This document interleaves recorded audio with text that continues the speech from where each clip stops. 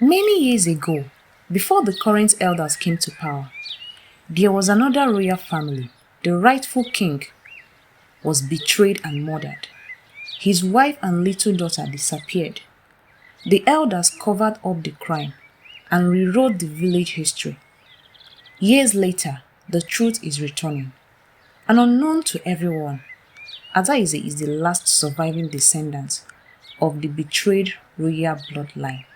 The sun rose over the hills of Umuokoro. Women swept their compounds, men decorated the village square, and children ran about excitedly.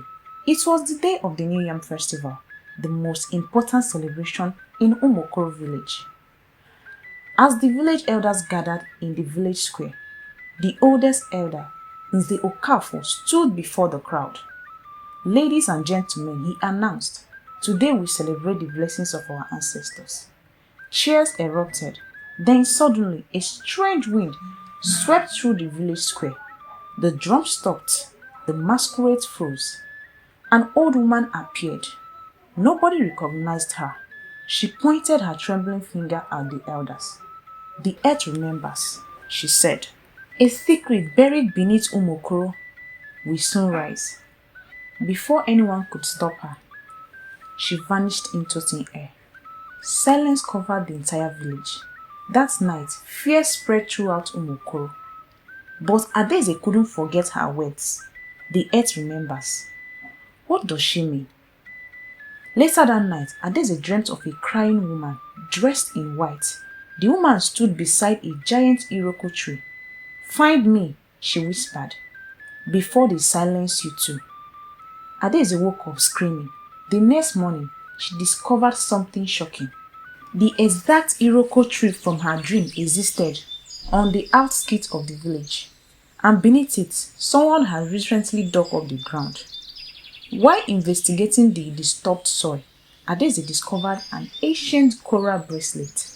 Not an ordinary bracelet, it carried the royal symbol of Umuokoro, but according to the village history, the royal family possessed no such bracelet. Someone had erased part of the village history. As Adaeze secretly searched for answers, she realized something terrifying.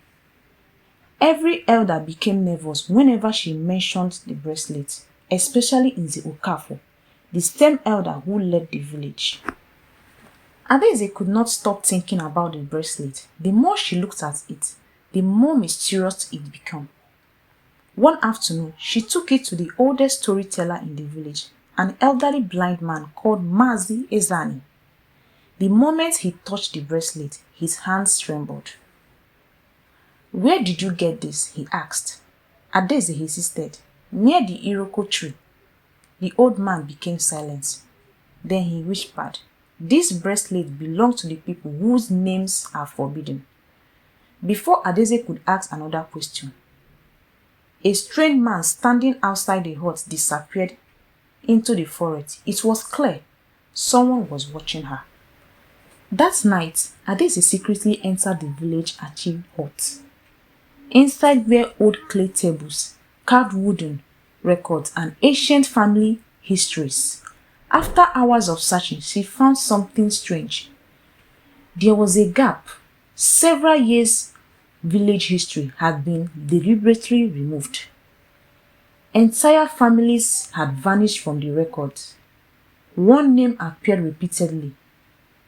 Eze Udo, the last recorded king of Umuokoro. Yet nobody in the village had ever mentioned such a king. As she prepared to leave, footsteps approached. Someone was entering the archive. Adaeze quickly hid. The visitor was Nze Okafo. The elder carried the torch. He walked directly to the shelf and removed another document. Then he threw it into a fire. What is Nze Okafo trying to destroy? Adaeze said.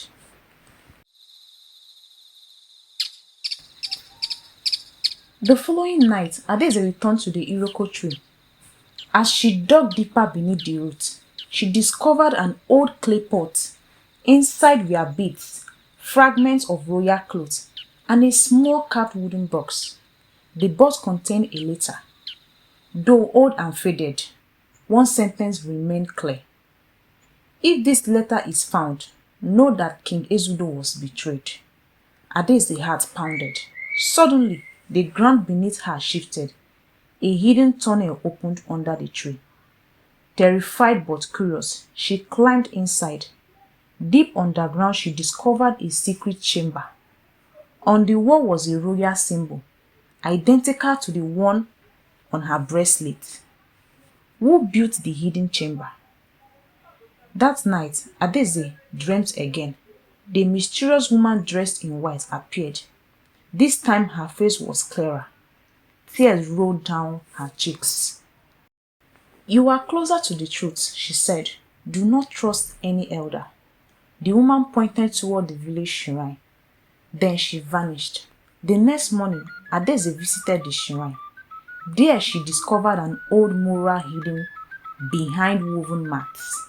The mural showed King Ezudo standing beside his wife, an infant daughter. Adaeze froze. The queen's face looks exactly like the woman from her dreams. Why is dead queen appearing to me? Adaeze sought out to the oldest priestess in the neighboring village. After examining the bracelet, the priestess became frightened. There was a prophecy, she said. When the earth remembers, the blood of the forgotten king shall return.